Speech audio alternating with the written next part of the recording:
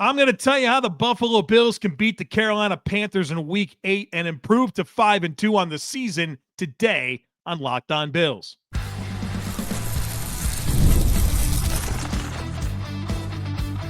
You are Locked On Bills, your daily Buffalo Bills podcast.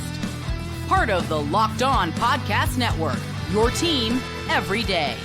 What's up, Bills Mafia? It's Joe Marino, author of the Herd Mentality Substack, co-host of the Locked On NFL Scouting Podcast, co-host of the NFL First Read Podcast, and I'm your host of Locked On Bills.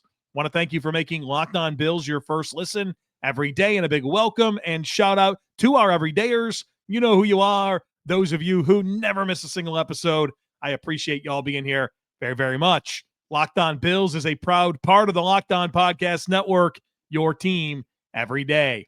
This episode is brought to you by Mazda. Like our players, we sweat every detail because when you make every move count, pulling off the unexpected is only the beginning. Stay tuned later for highlights in this week's Moving the Game Forward, Mazda, Move, and Be Moved. Well, folks, welcome in. It's time to get ready for the Bills' Week 8 opponent, the challenges they present, and what the Bills need to do to deal with them. So let's dive in. The Buffalo Bills are on the road in Week 8 to face the Carolina Panthers.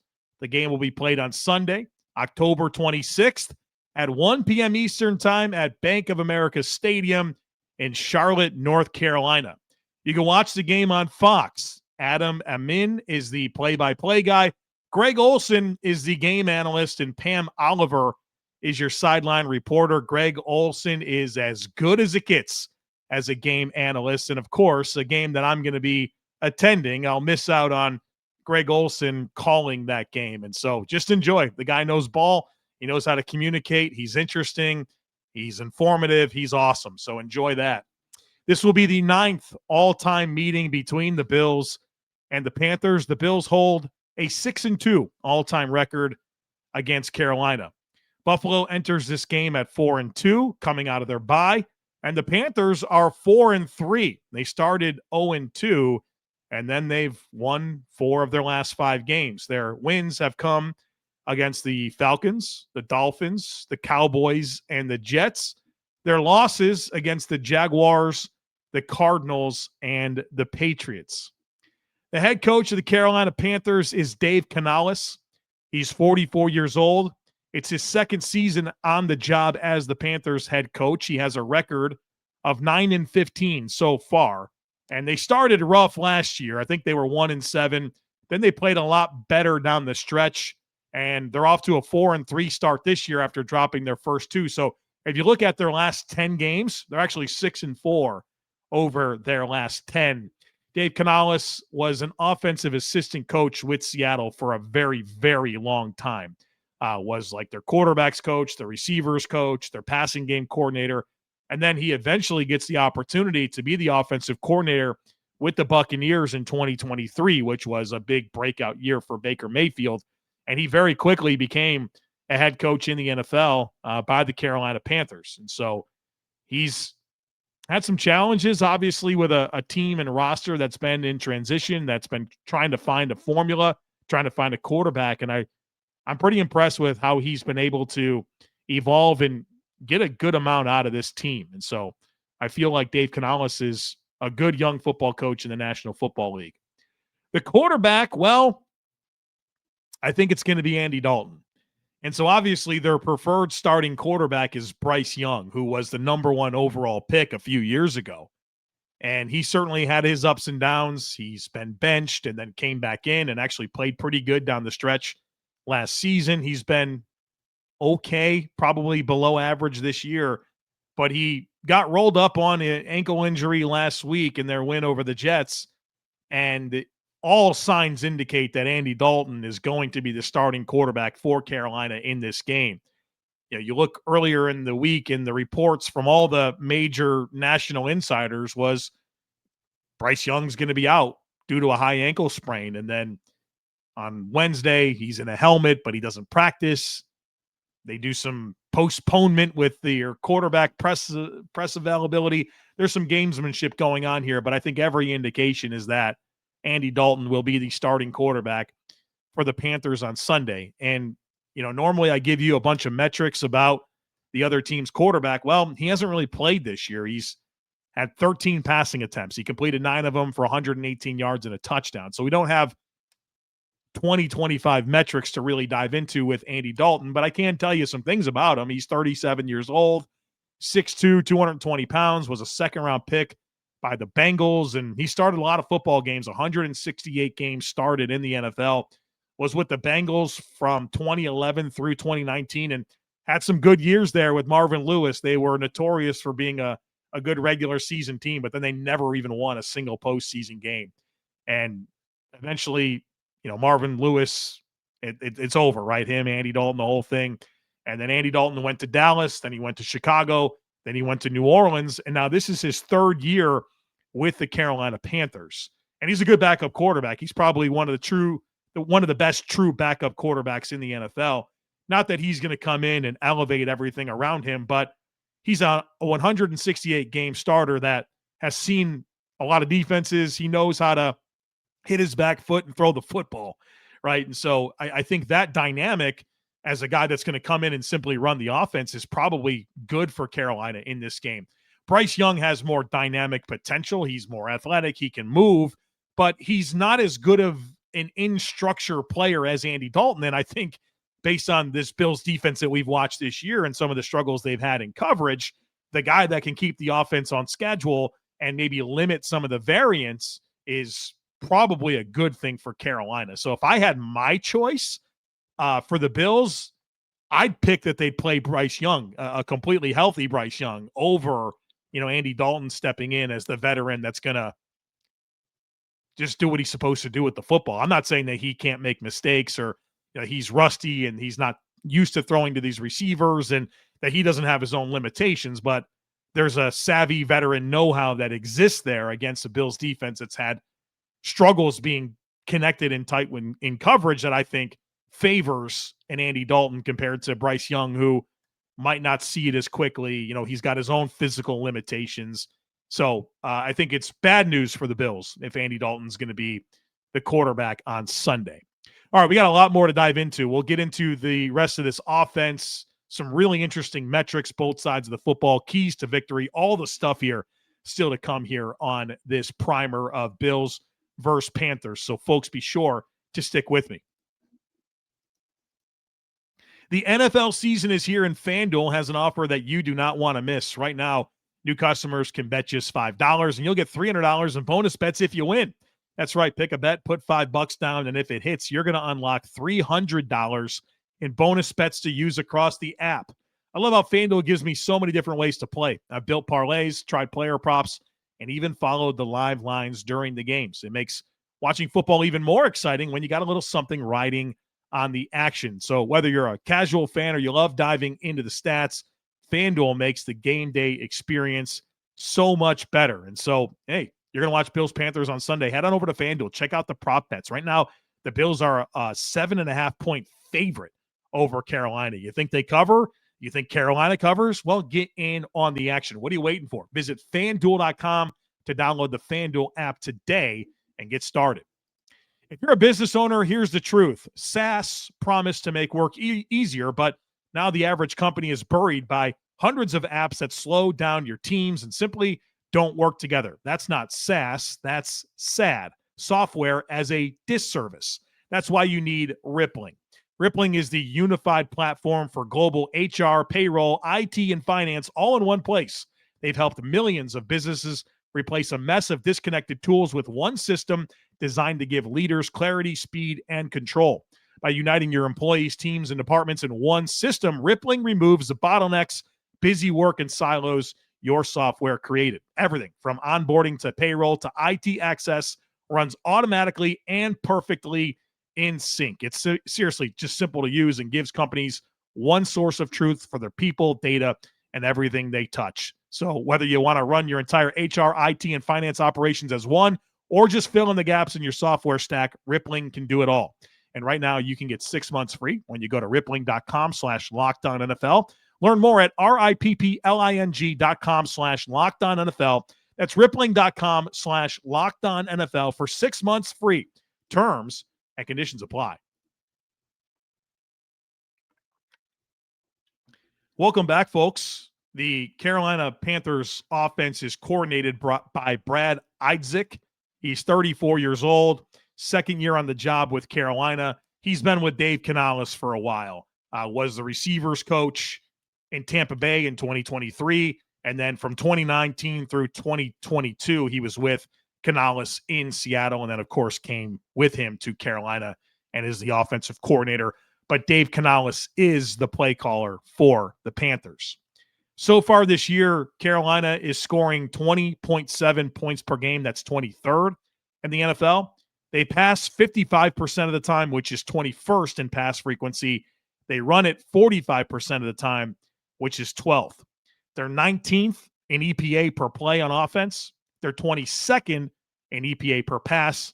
They're 4th in EPA per rush. They convert 37% of their third downs. That's 21st. They score a touchdown 67% of the time. They make it to the red zone, which is 15th. Let's talk about their personnel at wide receiver. They're very, very young, but they have 2 recent first-round picks invested in wide receivers. Their number one guy is Tet McMillan, was a top 10 pick this year, has a lot of size. He's actually very similar to me to Drake London, a player the Bills played I guess 2 weeks ago, their last game, where you have a big catch radius, some physicality, surprising amount of route running skill for a guy that is built like that, good separation quickness, has some explosiveness down the field, good ball skills. He's got the makings of a really dynamic number one receiver in the NFL, very similar to Drake London. His running mate is Xavier Leggett, who was their first-round pick last year. They actually traded back into the first round to get him. And Leggett is not a super polished player, but he is big and physical and can create some problems with what he can do with the ball in his hands. So he's got some explosiveness, size, and physicality. Then they have Jalen Coker, who was an undrafted free agent last year that came in and really found some chemistry with Bryce Young as really the guy that outperformed Xavier Leggett as the first-round pick.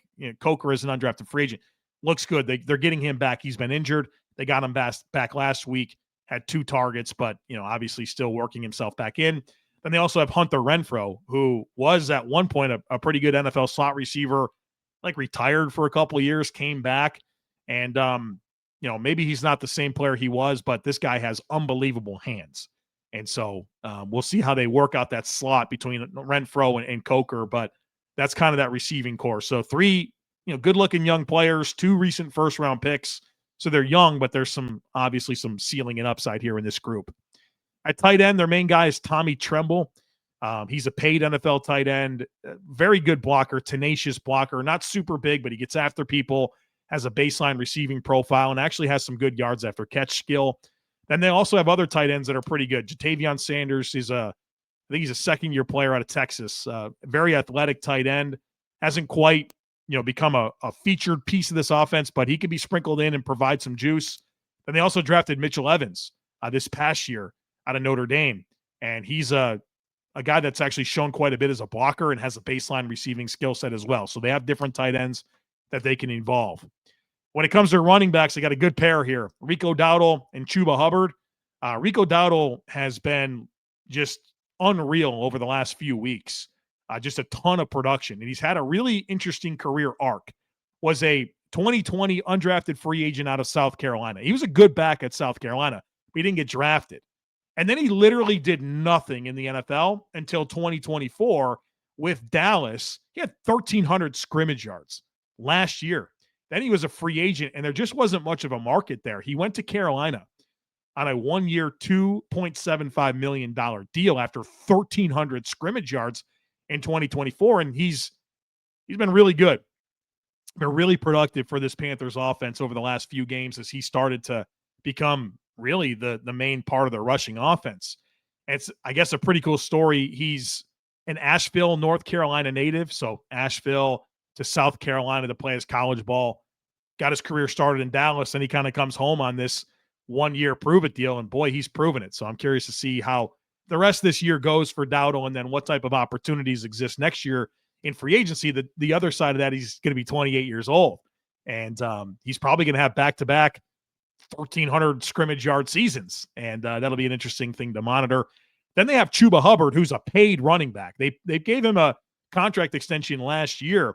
He's been pretty productive for them really since he was drafted. This is his 5th season. He's had over 1,000 scrimmage yards the last 2 years. I think his first couple of years, he was over 700 scrimmage yards. So he's been a productive player.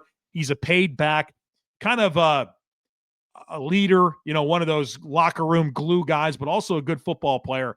He's 6'1", 210, runs in the 4.5s, but is a good physical player. So got a couple of backs here. Neither one of them are explosive athletes where you're like, my goodness, these are home run hitters, but they are physical, they're decisive, and they can pick up some yards after contact. And while Chuba Hubbard's kind of the more household name, an established name in Carolina, so far this year, Rico Dowdle is actually averaging 2 more yards per carry. So that's the hot hand. You have to think they'll try to ride that a little bit against Buffalo. So when it comes to their carry distribution, Rico Dowdle has 98 carries. Chuba Hubbard has 67. That's the 1-2 punch that they have. When it comes to target distribution, Tet McMillan leads the way with 53. Then it's Xavier Leggett at 31. Hunter Renfrow has 26. Tommy Tremble, 21. Chuba Hubbard, 20. Rico Dowdle, 17. Jatavion Sanders, 16. So you can see there's kind of a deep pool here of guys that they throw the football to. Last week it was they're throwing the ball to Drake London and Bijan Robinson and Kyle Pitts maybe, right? This is different. There's a lot of different players that they will involve. Obviously, Tet McMillan's the number one guy, but you've got 6 other players between 16 and 30 targets.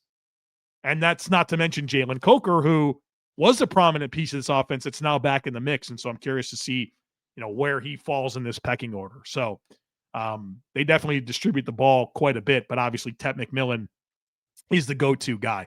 Now, obviously, this is the target distribution with Bryce Young throwing the football. So if it's Andy Dalton, where does he like to go? I'm sure he's not quite as repped with Tet McMillan. And so you never know how those dynamics will play out. This offensive line's a good one. They've done a lot of work here. They've invested a lot of high picks. They've invested a lot of free agent dollars, and they've really been stressed with their depth. I think they've used 6 different offensive line combinations in the last 7 games. Hasn't mattered. It doesn't matter who they're putting in there. They're getting it done. They got a great offensive line coach in Harold Godwin. I've actually spent some time with him. He's been very gracious with his time with me, and we've had some great football conversations, and I got a lot of respect for him. And boy, he's doing a great job with this offensive line. This is what I think it's going to look like on Sunday. Their left tackle is Ike Ekwonu, top 10 pick a few years ago. Really dynamic physical skill set that kind of had some up and downs his first few years, but I feel like he's kind of coming into his own. Their left guard is Damian Lewis, who is a very expensive left guard that was injured last week. I consider him a really physical downhill player. Their center is Cade Mays, and this wasn't their intended center. Austin Corbett would be that, but Cade Mays has been part of this mix for the last several years. He's gotten some playing time, quite a bit of playing time, and he's a big physical center. And you watched him in college, and you could realize that he's a tenacious blocker. He just had to get the technical side down, and you could tell he's kind of getting the technical side down, and he gives this offensive line a really physical, tenacious center that's got great size. Their right guard is Brady Christensen. Brady Christensen has played like every position for Carolina, literally like several hundred snaps at all 5 spots on the offensive line. So he's filling in right now for Robert Hunt. And Christensen, I think, is very much a sufficient level player. I think he could probably start for a lot of teams. But with Robert Hunt injured, he's their right guard right now and gives them a lot of athleticism at right guard to go with their, people movers pretty much everywhere else. Then the right tackle is Taylor Moton. If you don't know about Taylor Moton, you should. He's quietly been one of the best right tackles in the NFL for a long time. This team has went through change after change after change, whether it's coaching or personnel, and Taylor Moton just is the steady guy that's always around. You should respect him as one of the most underrated quality starting offensive linemen in the NFL. So it's been a work in progress to get here, but Carolina's got here. They've got a really good group, and they got good depth, and part of the great part of their challenges over the years in piecing this together is that a lot of different guys have gained playing time in different spots. And so they're pretty equipped to handle some injuries in stride. And, they certainly have proven that this year. My keys for the Bills defense against this Panthers offense. Number one, stop the run. Commit to it. Whatever you have to do, you've got to stop the run. I pride myself in giving you data to support pretty much every opinion I have. Let me make this very simple for you. All of the Panthers rushing offense metrics are all really good. All of the Bills rushing defense metrics are all really bad. It's that simple. We know what Carolina wants to do, and you have got to commit to defending the run. Ultimately, this is a backup quarterback with a very young group of receivers. Don't get pounded into oblivion with their run game, because that's what they want to do, and they'll do it. Commit to it. More bodies, heavy fronts, base, whatever it is. Commit to defending the run. You have to. Stop the run, number one. Number two is you got to have the right pass rush plan. You got to get after Andy Dalton. Looking back through his metrics throughout his career, you can blitz him. He's not one of these quarterbacks that kills the blitz or survives well under pressure. Get after this dude. And I feel like the Bills' pass rush schemes are enhanced, of course, by the return or the arrival, if you will, of Michael Hoyt. Michael Hoyt's that chess piece. You can get into your sim pressure stuff with him.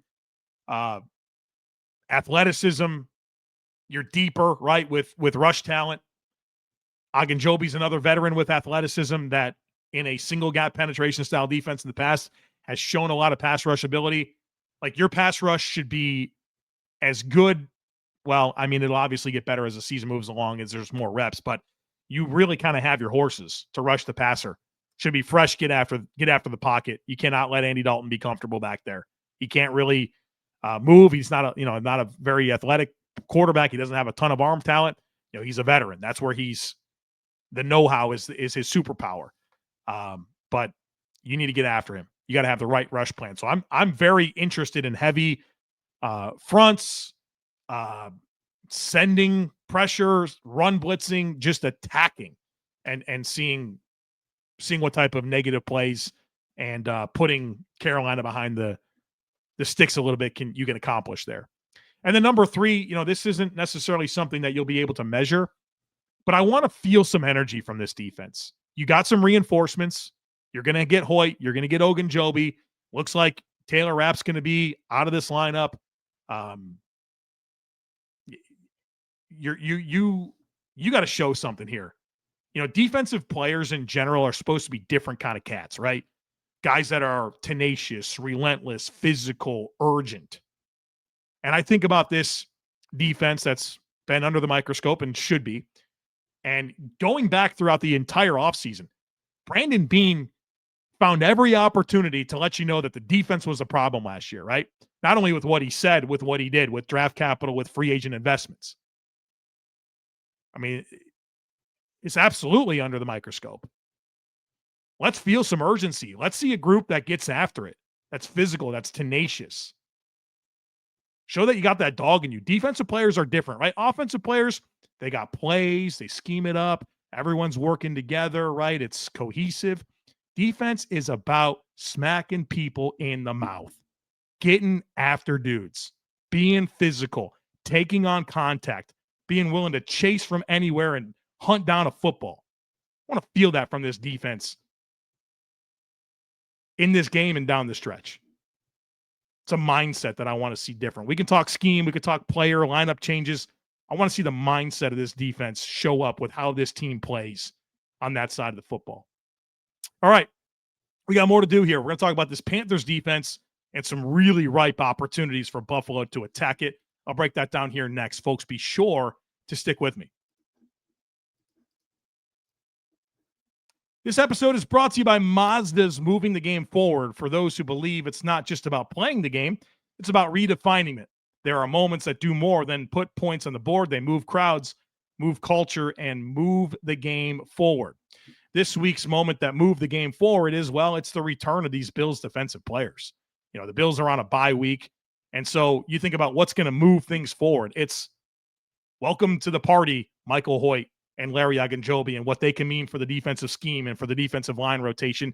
But also, Maxwell Hairston and his practice window has been opened, and, his return is imminent.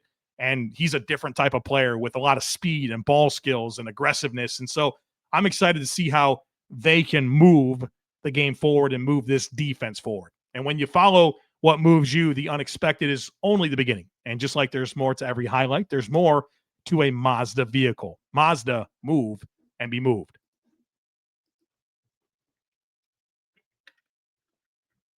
All right, folks, welcome back. Let's talk about this Carolina Panthers defense. It's coordinated by Ejiro Evero, 44 years old.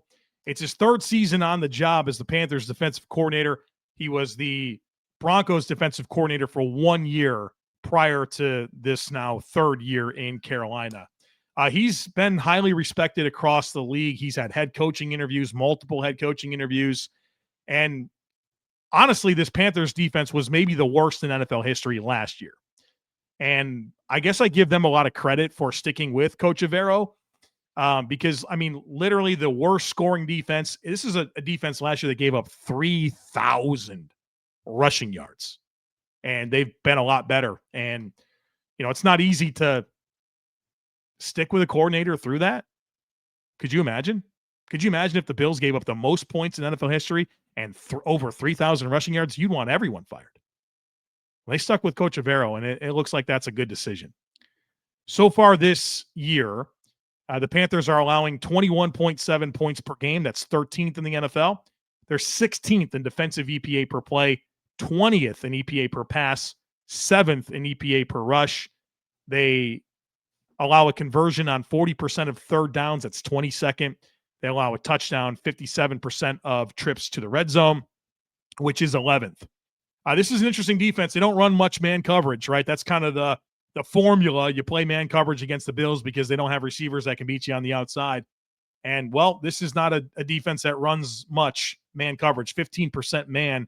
That's 28th in the NFL, and they're fourth highest in zone. So I think at their core, they want to be a zone-heavy defense that doesn't play much man. I am curious to see, how that evolves against Buffalo. They also don't blitz that much, 25% blitz rate. That's about where the Bills are. And their pass rush has been highly ineffective this year. They have the lowest pressure rate in the NFL. They have the lowest pressure rate over expectation, which factors in time to throw. They're 26th in sack rate, and they're the only team in the NFL that has not gained a sack that is charged to the other quarterback. So, if you know about protection schemes, you understand that there are times when the quarterback is responsible for understanding a free runner and when to get rid of the ball, right? Or if there's an overload that, hey, that's on you. The quarterback, that's on you. They're the only team in the NFL that has not registered a single sack where it's the other team's quarterback's fault. So this is a pass rush that just hasn't had it this year to this point. Let's talk about their personnel. Their defensive linemen. The main attraction here is Derek Brown. This is an elite starter in the NFL. He's big. He's athletic for his size, and he just owns his space. He's a really, really outstanding defensive lineman that they'll play in a couple of different spots, but can really disrupt. And he's big, and he's really athletic for his size. That's the guy you got to deal with. His running mates, Ashawn Robinson, veteran player in the league, sturdy run defender, not super dynamic, but he will own his space. He can defend multiple gaps. They signed Tershawn Wharton from the Chiefs as kind of a 5-tech player, good run defender, not a super juiced up, penetration style guy, but one of those fire hydrant type guys that's going to hold their space. And then Bobby Brown's a big nose tackle that they paid this offseason. So they went pretty aggressive to help their run defense. Obviously, getting Derek Brown back is the biggest thing that's happened for this defense, but Tershawn Wharton and Bobby Brown really helps round out their defensive front with some really good run defenders. Off the edge, this is where they're really missing some pieces. Patrick Jones is hurt, but this is what they have. DJ Wanham is like their main guy off the edge. Very much a league average starting edge rusher. Can rush a little, can play the run a little bit, but he's not super dynamic. The guy with some upside here is Nick Scorton. They got him in the second round of this past draft, and you can feel he's kind of ramping up. And he's the chess piece that I'm really curious to see how they deploy. He's the guy that gives me the most concern, probably amongst their pass rushers, because he is really relentless. He's got a dense build. He's got a lot of pass rush moves. He's got some explosiveness. I like Nick Scorton a ton. I think he's a really good young player. And then Princely Umanmielen, another draft pick that they have this year, more of a finesse rusher, doesn't have much power, but he's bendy and explosive. And that's kind of it. They're really thin right now on the edge. They've called up Boogie Basham off of their practice squad, who's played snaps over the last few weeks. So they're down some guys here, but it's about Wanham, Scorton, and Umanmielen. Scorton and Umanmielen are both rookies, and to me, Scorton's the guy that gives me the most concern. Their linebackers, Christian Roseboom is one of them. He is a player that was with the Rams for a number of years. They moved on. He came to Carolina on a minimum type deal, and he's a starter. I think he's probably more of a depth player in the NFL, but he's a starter here. And his running mate is Trevin Wallace, who was a draft pick last year. Has some athleticism, but a very young player that's still finding his way. At corner, the guy here is Jaycee Horn. Was a high draft pick a few years ago. They've extended him to like a $25 million a year contract. And he's had some injury stuff, but when he's on the field, he's unbelievable. Physical, athletic, really good ball skills. I think he had a couple interceptions last week. So that's the guy you don't want to mess with. His running mate is Mike Jackson, who I would label a sufficient level starting NFL corner. Experience, I think he's in his 5th or 6th year. Their slot player is Chow Smith Wade. And, that was a low investment last year, a second-year player that I think there should be some opportunities to attack him. At safety, they gave big money to Trayvon Merrick, was with the Raiders for a number of years. He's a good safety. He's physical. He's got ball skills. He can play man-to-man. He can play deep zones. They paid him a bunch of money. He's a good quality NFL starting safety. Then his running mate, Nick Scott, I think of him more as a depth player, physical, downhill player. And they've also worked in Lathan Ransom, who's a player I really liked at Ohio State for a number of years. So I'm curious to see if they're kind of ushering in Ransom, platooning. But, the main guy here is Merrick, and then they have some physical downhill players to go with him. So what are my keys for this Bills offense against this defense? Number one, aggressively chase points. You have to get Carolina out of the game they want to play. They want to run the ball a million times, keep Josh Allen on the sideline, and the best way you can help your defense is to score. I think the Bills' defense is in a lot of ways game script dependent. Go score points, aggressively chase points. It doesn't mean throw the ball 100 million times. I think you want to be two-dimensional and work in James Cook, but you have to aggressively chase these points and get Carolina out of the game they want to play. And ultimately, this is a bottom-of-the-league pass rush with okay personnel in the back seven. And I would say underwhelming slot player, underwhelming linebackers, and one safety that's underwhelming. Get after it. They don't have a good pass rush. They have, dicey players in their back seven. Go get it, man. Number two, Dalton Kincaid. This is a Dalton Kincaid game. Carolina concedes the highest EPA per pass in the NFL to tight ends. When tight ends are targeted this year, Carolina has given up 22 catches on 26 targets for 250 yards and 4 touchdowns. That's a passer rating of 146.3. This is a tight end game. Kincaid, Knox, Hawes, get them going. Number 3, Keon Coleman. Josh Allen, if you are listening, please, God, listen to this. Keon Coleman versus Jaycee Horn is a matchup to avoid. Joe Brady, if you're listening, please, God, that is not. If you see Jaycee Horn isolated up on Keon Coleman, that is not the time for a 50-50 ball. That is a wasted down and potentially an interception. Don't do it. That's one of the premier corners in the league. And I know that we're all invested in Keon Coleman, and Josh Allen wanted him. He's a 33rd pick in the draft, and there's probably some questions. You shouldn't have let the Chiefs get Worthy. You passed on McConkey. You passed on DeJean. I know we want to validate this, but just don't. Just don't. Especially because you have great matchups with your slot receiver, Khalil Shakir, against this corner, Chow Smith Wade, especially when this is the worst defense in the league at defending tight ends. I don't need to see it. Now, if you get some scramble drill, you get an in-cut, RPO, you want to get the ball to Keon, okay. But miss me with vertical shots, go balls, back shoulders to Keon Coleman if Jaycee Horn's on top of him. Real quick so that's my 3 keys. Aggressively chase points. It's a tight end game. And then avoid the Keon Coleman versus JC matchup, especially because they have weaknesses defending tight ends and they have weaknesses defending slots. In fact, they're 22nd. Carolina's 22nd in EPA per target to slot receivers. Pretty clear as day what to do with the football. And honestly, it's where you're best offensively. It's your best stuff that you do throwing the football is to slots and tight ends. Do it. It's here. It's right here, man. Special teams. Their kicker is a rookie, Ryan Fitzgerald out of Florida State. He wasn't drafted. He's having a great year. 13 of 14 on extra points, 12 of 13 on field goals. His only miss was beyond 50 yards. Their punter, you know this guy, Sam Martin. That's their punter, Sam Martin. Then their returner is Trevor Etienne. He's a rookie out of Georgia, 5'9", 205, ran 4.42 in the 40. Not a super experienced kick returner coming out of college, but he's kind of been their guy, both punt and kick return. He's averaging 22.8 yards per kick return. He's averaging just over 6.5 yards per punt return and does have a muff. I think he had 2 career punt returns in college. So, this isn't a player that has a ton of experience returning, but he is pretty athletic.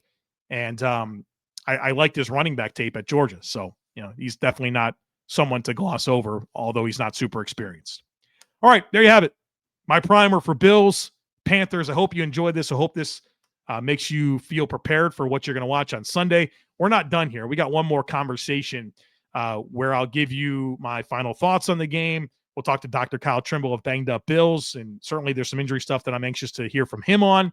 And then my 5 predictions for Bills Panthers will come on Saturday. So don't miss it. Make sure that you're subscribed. Would love it if you took a second to rate, review, and share the podcast. Have a great rest of your day. Go Bills! And I look forward to catching up with you again real soon.